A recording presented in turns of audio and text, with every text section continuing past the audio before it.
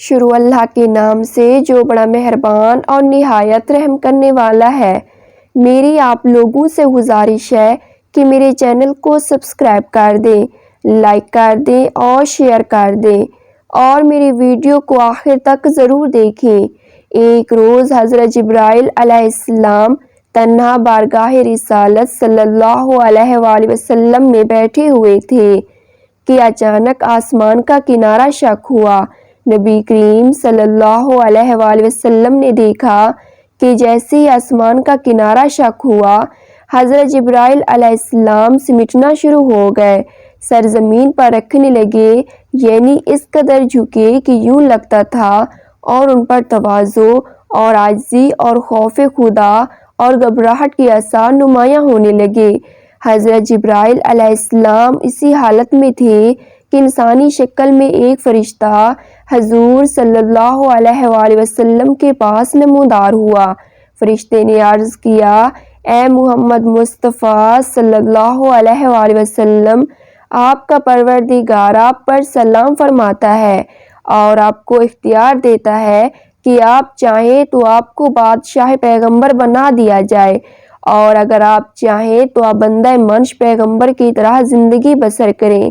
اس فرشتے نے جب یوں اللہ تعالیٰ عز و جل کا پیغام پہنچایا تو حضور صلی اللہ علیہ وآلہ وسلم نے کوئی توقف فرمایا اور سوچنے لگے۔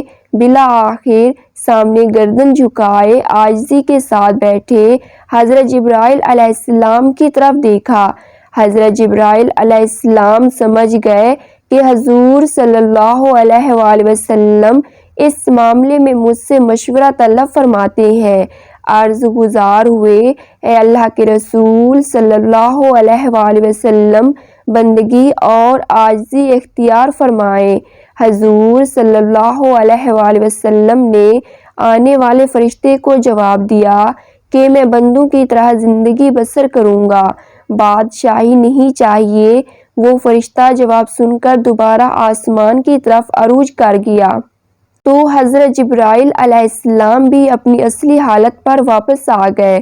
حضور صلی اللہ علیہ وآلہ وسلم نے حضرت جبرائیل علیہ السلام کو اس انداز سے دیکھا تو فرمایا، اے جبرائیل، میں پوچھنا چاہتا تھا کہ یہ فرشتہ کون ہے جسے دیکھنے کے بعد تم پر عجیب حالت طاری ہو گئی ہے؟ حضرت جبرائیل علیہ السلام نے عرض کیا، یا رسول اللہ صلی اللہ علیہ وآلہ وسلم، یہ فرشتہ حضرت اسرافیل علیہ السلام ہے۔ جس دن سے اللہ تعالیٰ نے انہیں پیدا فرمایا ہے، یہ متجلی الہی کے حضور کھڑے رہتے ہیں اور اپنے دونوں قدموں کی صف باندھ کر کمال خشوع سے کھڑے رہتے ہیں، حتیٰ کہ اپنی آنکھ کبھی اوپر بھی نہیں کرتے، اور ان کے پروردگار میں قریب ہی ہو جائیں تو جل جائیں۔ ان کی ڈیوٹی صرف یہ ہے کہ لوح محفوظ ان کے روبرو رکھی ہے اور انہیں اس لوح کی پوشیدہ چیزوں کی اطلاع دی گئی ہے۔ جب بھی اللہ تعالیٰ عز و جل کا ارادہ اس سے متعلق ہوتا ہے کہ زمین و آسمان میں کوئی چیز واقع ہو تو وہ لوح خود بخود بلند ہو جاتی ہے اور حضرت اسرافیل علیہ السلام کے سامنے پہنچ جاتی ہے، اور یہ یعنی حضرت اسرافیل علیہ السلام اسی وقت اس لوح کو دیکھ لیتے ہیں اور اس مقدر یعنی کام کو دریافت کر لیتے ہیں۔ اگر وہ کام میرے متعلق ہو تو وہ مجھے حکم کرتے ہیں، اور اگر وہ حضرت میکائیل علیہ السلام کے متعلق ہو تو ان کو کرنے کا حکم دیتے ہیں، اور اگر ملک الموت سے متعلق ہو تو انہیں حکم مل جاتا ہے۔ حضور صلی اللہ علیہ وآلہ وسلم نے فرمایا، میں نے حضرت جبرائیل علیہ السلام سے پوچھا، آپ کس کس کام پر مقرر ہیں؟ عرض کیا، ہوائیں چلانے اور لشکروں کی فتح و شکست پر۔ پھر پوچھا، اور حضرت میکائیل علیہ السلام؟ عرض کیا، بارش اور نباتات پر۔ پھر پوچھا، اور ملک الموت؟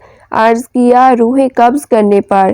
حضرت جبرائیل علیہ السلام نے مزید عرض کیا، حضرت اسرافیل علیہ السلام نیچے آئے تو میں نے خیال کیا کہ اب قیامت قائم ہونے کا وقت ہے اور ڈر گیا، اور میری حالت میں جو تبدیل آپ نے دیکھی ہے وہ اسی ڈر کی وجہ سے تھی۔ حضرت اسرافیل علیہ السلام اللہ تعالیٰ کے وہ معزز فرشتے ہیں جو اپنے منہ میں سور لیے ہوئے ہیں کہ جیسے انہیں حکم ہوگا یہ سور پھونک دیں گے اور یہ قیامت کے قائم ہونے کا دن ہوگا۔ اوپر بیان کردہ روایات کے متعلق حضرت اسرافیل علیہ السلام اس حوالے سے تمام فرشتوں سے افضل ہیں کہ آپ قرب و منزلت اور لوح محفوظ کی پوشیدہ چیزوں پر مطلع ہونے میں سب سے آگے ہیں، یہاں تک کہ حضرت جبرائیل علیہ السلام، حضرت میکائیل علیہ السلام، حضرت عزرائیل علیہ السلام پر بھی حکم چلاتے ہیں۔ لیکن اگر وحی الہی اور شرائع نازل کر کے نوح انسانی کی تعمیل اور اس نوح کے افراد کی آخرت کی اصلاح، انوار و برکات کے ساتھ عبادت گزاروں اور اطاعت شعاروں کی امداد اور ظالموں اور فرعونوں کو ہلاک کرنے کے لحاظ سے دیکھا جائے تو حضرت جبرائیل علیہ السلام بزرگی میں افضل ہے۔ اللہ پاک ہمیں دین کی سمجھ بوجھ عطا فرمائے اور ہمیں نیک اعمال کرنے کی توفیق عطا فرمائے اور ہمارا خاتمہ نیک اعمال پر کرے، آمین ثم آمین۔